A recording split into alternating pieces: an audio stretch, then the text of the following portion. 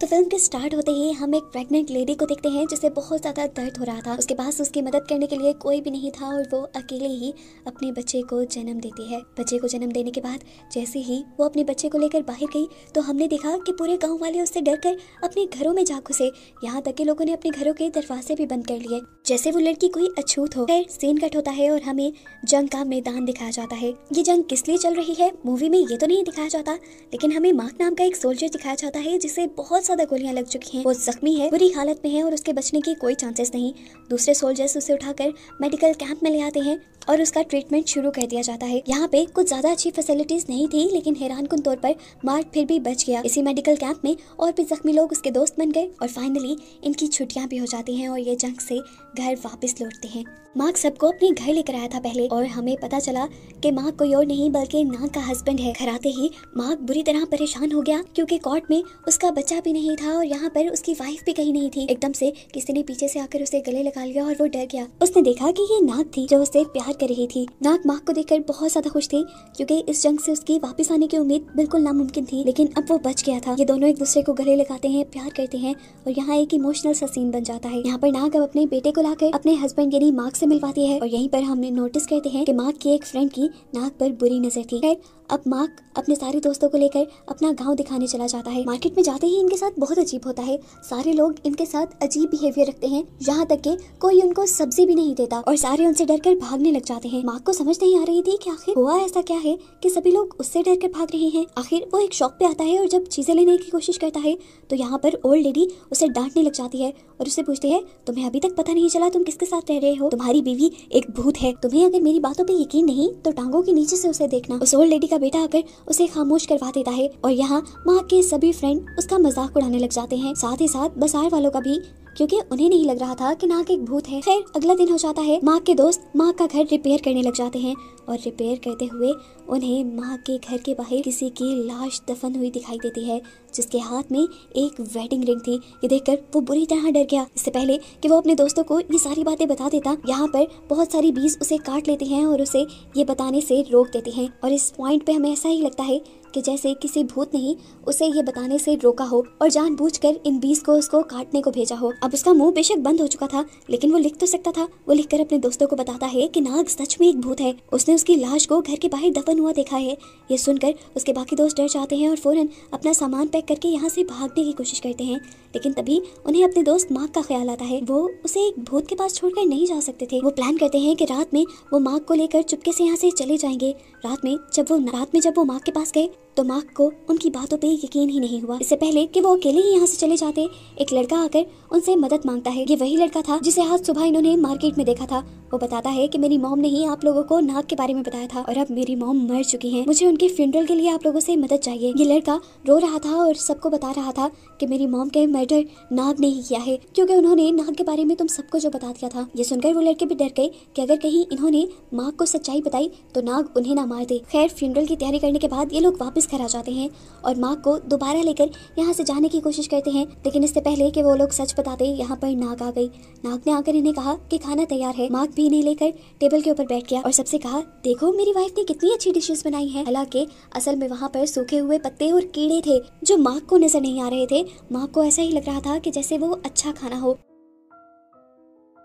ये लोग जैसे तैसे नाग से डरते हुए वो कीड़े मकोड़े खा जाते हैं। खाना खाने के बाद वो फौरन उसके घर से भागकर सामने वाले एक कमरे में जाकर रहने लग जाते हैं। उनको इस तरह भागता देखकर मार्क को थोड़ा अजीब लगता है और वो उनके पास जाकर पूछता है कि आखिर तुम लोग ऐसा बिहेव क्यों कर रहे हो। यहाँ पर उसके दोस्त उसे सच्चाई बता देते हैं कि तुम्हारी वाइफ नाग एक घोस्ट है, एक भूत है, वो मर चुकी है। हमने उसकी लाश को देखा था। शायद वो तुम्हें नुकसान पहुंचाना चाहती है। तुम्हें जल्दी ही हमारे साथ यहाँ से निकलना चाहिए। मार्क उनकी बातें सुनकर कहता है, अरे बेवकूफो, ऐसा कुछ नहीं है। नाग एक इंसान ही है। असल में जब मैं जंग पे गया था तो शॉप ओनर के बेटे ने नाग के साथ बदतमीजी करने की कोशिश की। जब नाग ने उसे मारकर भगा दिया तो उसने नाग को बदनाम कर दिया कि वो एक भूत है। ये कहकर वो वापस अपने घर आ जाता है। जब वो घर आया था तो इस मर्तबा थोड़ी सी अजीब बात ये थी कि उसके कपड़ों पे मिट्टी लगी हुई थी, ऐसे जैसे वो गिर गया हो। नाग ने उससे पूछा, तुम्हारे कपड़ों पे मिट्टी क्यों है? मार्क उसकी बात का जवाब नहीं देता और उल्टा उसकी तारीफों में लग जाता है, जिससे नाग खुश हो जाती है। अगले दिन दिखाया जाता है कि ये लोग घूमने फिरने एक मेले में जाते हैं, जहाँ नाग ने एक मास्क लगाया हुआ था कि कोई उसे पहचान कर उससे डरे ना। नाग यहाँ एक गेम के जरिए अपने बेबी के लिए एक टॉय जीतने की कोशिश में था, लेकिन बार बार कैंस को बॉल से हिट करने के बावजूद भी वो सारी कैंस गिराने में कामयाब नहीं हो रहा था। तब नाग ने अपनी सुपर पावर्स को यूज किया और उसकी बॉल से सारी की सारी कैंस गिरवा दी। और यहाँ पर हमें सच पता चला कि नाग एक भूत ही है। ये लेने के बाद वो लोग एक राइड लेने के लिए चढ़ जाते हैं, जहाँ पे ये लोग एंजॉय कर रहे थे। और इस टाइम नाग ने इमोशनल होकर उससे सवाल किया कि अगर मैं मर जाऊं तो फिर क्या होगा। नाग ने उसकी बात काट दी और कहा, तुम नहीं मरोगी, तुमसे पहले मैं मर जाऊंगा, और तुम्हें तो कोई और मिल जाएगा, तुम इतने खूबसूरत जो हो। घर पर दिखाया जाता है कि माग के सारे दोस्त माग को किडनैप करने की प्लानिंग कर रहे थे ताकि वो उसे नाग से बचाकर यहाँ से ले जाएं। वो जैसे ही अब माग को किडनैप करने के लिए रात में माग के पास आते हैं तो माग उनका इरादा भांप लेता है और उनसे कहता है, प्लीज ये स्टूपिड हरकतें बंद करो, नाग कोई भूत नहीं है, मैंने उसे अपनी टांगों के नीचे से देखा है, मुझे उसमें कोई भूत नहीं नजर आया। ये बातें कहने के बाद माग वहाँ से चला जाता है और ये लोग बातें करने लग जाते हैं। इनका एक दोस्त उससे कहता है, क्या पता हमें जो लग रहा है हकीकत उससे उलट हो, क्या पता माग ही असल में भूत हो, क्योंकि देखो उसे कितनी सारी गोलियां लगी थी, ये कोई मौजज़ा नहीं हो सकता। इस लड़के की बात इन सभी के माइंड में बैठ जाती है और ये लोग अब माग को भूत समझने लग जाते हैं और एक नया मिशन बना लेते हैं कि अब ये नाग को माग से बचाएंगे। अब माग का वो दोस्त जिसकी नाग पे पहले से ही बुरी नजर थी, वो तो बहुत ज्यादा खुश हो गया कि अगर माग मरा हुआ है तो उसकी वाइफ के साथ वो अब शादी कर सकता है। रात में अब ये लोग नाग के पास जाते हैं और किसी तरह उसे सच्चाई बताकर उसे और उसके बेटे को रात के अंधेरे में यहाँ से ले जाते हैं। वो असल में उसकी जान बचाकर उसे बोट में बिठाकर यहाँ से दूसरे शहर लेकर जाना चाह रहे थे।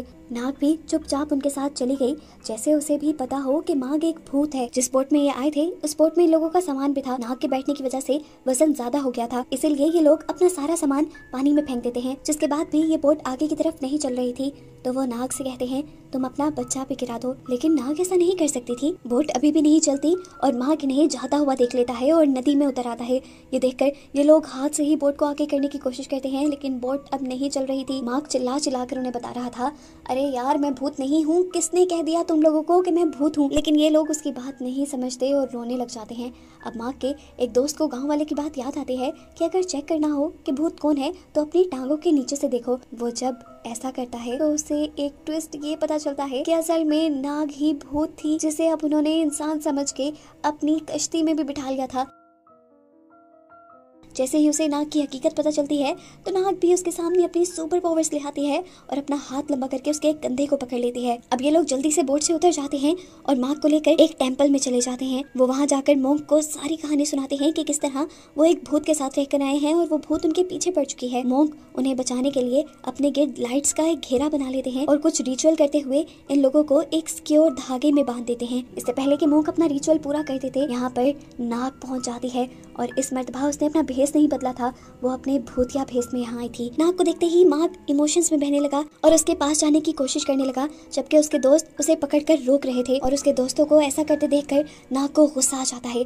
वो अपने आप को उल्टा लटका लेती है और गुस्से में चिल्लाती है कि तुम सबके साथ मसला क्या है, तुम मेरे माग को मेरे पास आने क्यों नहीं दे रहे। तब वो लड़के उस घूस से कहते हैं, हम जानते हैं कि तुम माग को बिल्कुल वैसे ही मार दोगी जैसे तुमने उस शॉपकीपर को मारा था, इसीलिए हम माग को तुम्हारे पास नहीं आने दे रहे। अब नाग अपने डिफेंस में उससे कहती है कि उस शॉपकीपर को मैंने नहीं मारा था, वो खुद पानी में गिरकर मरी थी। ये सुनकर दूसरा दोस्त बोलता है, तुम एक भूत हो, अब तुम इंसानों की दुनिया में नहीं रह सकती, तुम भूतों की दुनिया में चली जाओ। उसकी ये बात सुनकर और उसके लहजे में नफरत सुनकर नाग को रोना आ जाता है और वो उनसे कहती है कि मैं तुम लोगों के लिए यहाँ नहीं हूँ, मैं सिर्फ माग के लिए यहाँ थी। मैं इस दुनिया में बस कुछ पल और माग के साथ बिताना चाहती थी और तुम लोगों ने वो भी नहीं करने दिया। मैं माग से बहुत प्यार करती हूँ, इस तरह छोड़कर जाना माग को मुझे कबूल नहीं था। उसकी ये बातें सुनकर माग रोने लग गया। उसकी आंखों से आंसू निकले, जिसे देखकर नाग को भी तकलीफ हुई और उसकी आंखों के आंसू साफ करने के लिए उसने अपने हाथ लंबे कर लिए। नाग माग के तो आंसू पोंछ रही थी, लेकिन खुद उसके आंसू टप टप गिर रहे थे और ये एक इमोशनल सीन था। अब नाग माग के सामने खुद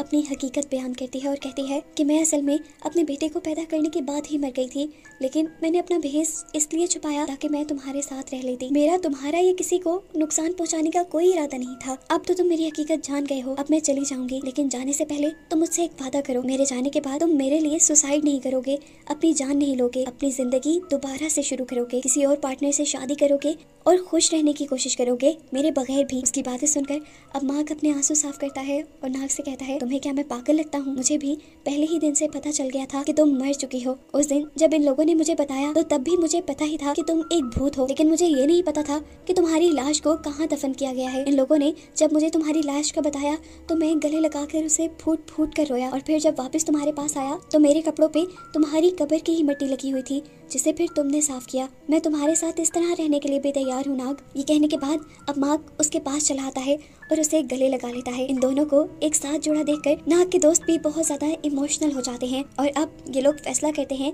कि नाग हमेशा मार्क के साथ ही रहेगी। कहानी के पोस्ट क्रेडिट सीन में दिखाया जाता है कि इन लोगों ने गाँव में एक मॉन्स्टर हाउस बना लिया था, जहाँ पर ये सब लोगों को भूतिया शो दिखाते थे, क्योंकि इनके पास एक असल भूत था। और बस इन सबको एक साथ खुश दिखाते हुए ये कहानी यहाँ खत्म हो जाती है।